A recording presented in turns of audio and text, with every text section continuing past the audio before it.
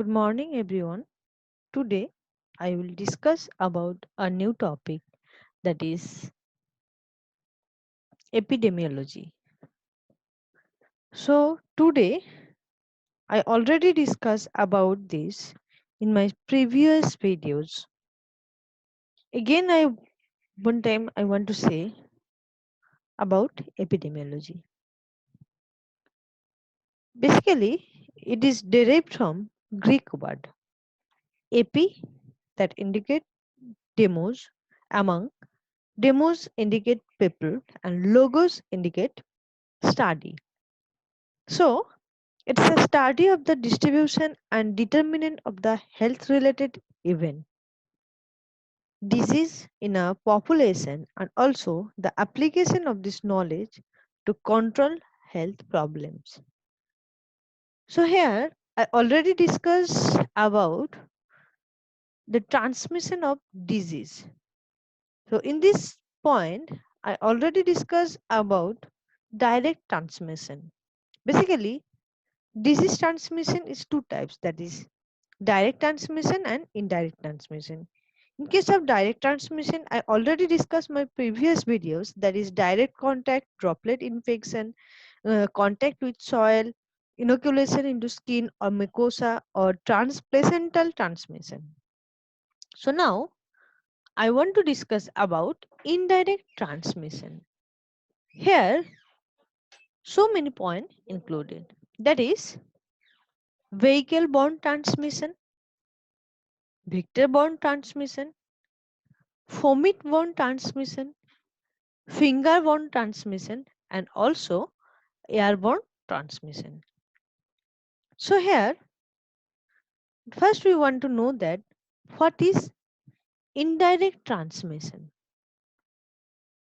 Basically, indirect transmission, the infection agent or the infectious agent must be capable of surviving outside the human host in the external environment and retain its basic characteristics of pathogenesis and virulence till it find in a new host.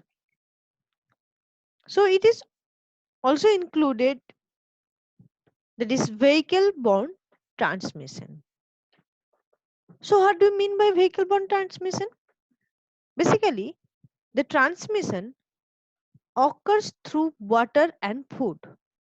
Maybe we always hear one thing, that is it's a waterborne disease, it's a airborne disease, it's a droplet infection, like this. So here waterborne disease or foodborne disease, they are included in vehicle borne transmission. Just like typhoid fever, we know that it's a waterborne disease. Similarly, cholera, it's also a waterborne disease, and also polio are transmitted through water and food. So now I'm coming to my next point, that is the vector-borne transmission. Vector-borne transmission means it occurs through insect like flies, mosquitoes, etc. So you already know that malaria, it's transmitted by female Anopheles mosquitoes. So here vector means it is a arthropod or a living carrier which transport the infection or infectious agent to a host, that is called vector. So vector-borne transmission means malaria, it's a vector-borne transmission. So now I'm coming to my next point, that is vomit-borne transmission. Again I repeat it, vomit-borne transmission. So what is vomit-borne transmission? Basically, this transmission occurs through inanimate article or object. Like inanimate article means, this term maybe you know from disinfectant definition, because of I already discussed when I define disinfection. So Here, this inanimate object means or article, that is cloth, towel, pencils, books, etc. So, which types of diseases included in this point? That is diphtheria, typhoid fever can be transmitted through vomiting.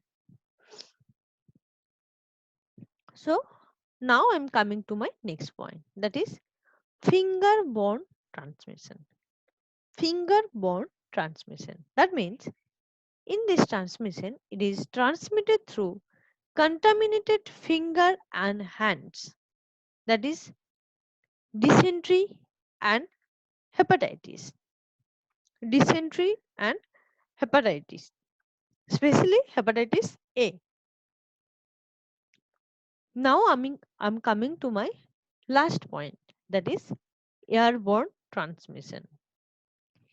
Airborne transmission may occur through droplet, nuclei and dust. Very carefully note down it. Airborne disease transmitted may occur through droplet, nuclei and dust. So here droplet nuclei are teeny particle. Teeny particle means it range from 1 to 10 micron in size. So this particle which contain dried residue of droplets. Dried residue of droplets. So droplets, we already know that it came from sneezing, coughing, talking, like by this. So these droplet nuclei are formed by the evaporation of droplet coughed or sneezed into the air. So the droplet expelled during coughing or sneezing may settle on the floor as part of the dust. So this infection may be transmitted when the dust is propagated through wind or through the act of sweeping, dusting, etc. So here airborne disease or airborne transmission, that is tuberculosis and pneumonia. They are mainly airborne transmission. So now again I repeat about mode of transmission of disease. Basically, transmission of disease mainly two types, that is direct transmission and indirect transmission. In case of direct transmission, they are divided by various parts like direct contact, droplet infection, contact with soil, inoculation with skin or mucosa, and also transplacental transmission. You always carefully note this point, that is transplacental transmission. That means any disease that is transmitted from mother to infant by placental or placental route. So AIDS or hepatitis or these types of disease can be transmitted by transplacental transmission. Then I'm coming my next point, that is indirect transmission. I already discussed in these videos. Again, I repeat it.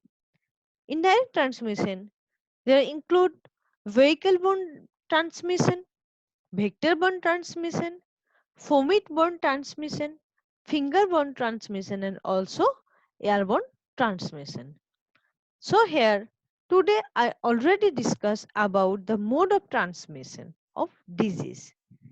So for mode of transmission, mainly two part.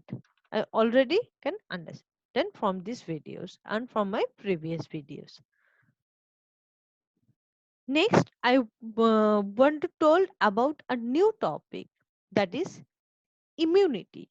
This topic is very much important not only for our end-term examination. This is very much important for our regular life and regular health. So please follow it for our next videos. Thank you.